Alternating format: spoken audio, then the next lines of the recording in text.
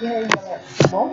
Então, meu nome é Bruna e eu falo aqui para apresentar mais uma novidade que chegou pra gente. É uma lâmpada inteligente, que são 7 LEDs, tá? Ela é LED e focal, entendeu?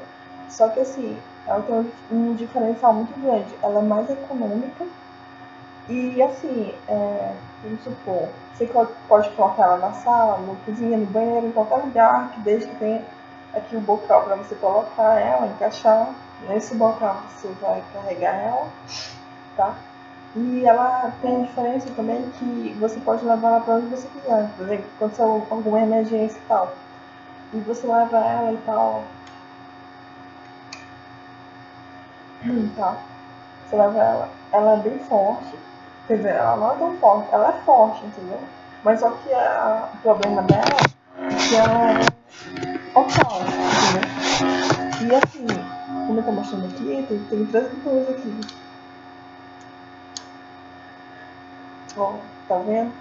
Então, a outra diferença dela é que ela tem um controle, entendeu? Vamos supor, se você colocar ela na sala e no bocal lá, tranquilo, é, você chega em casa, você pode ligar ela com controle. É uma lâmpada inteligente. Só que você tem que colocar ela aqui, quando você for ligar, você coloca aqui ou aqui, tanto faz. Só não pode deixar aqui no off, vamos supor. Aqui eu botei ela aqui pro lado, certo? Não tá no off. Então, com o controle, eu vou apertar aqui o controle, deixar ela na luz média, ou então desligar.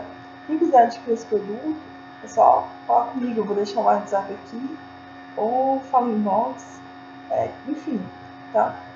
E é isso aí, gente. Valeu pela atenção, boa noite.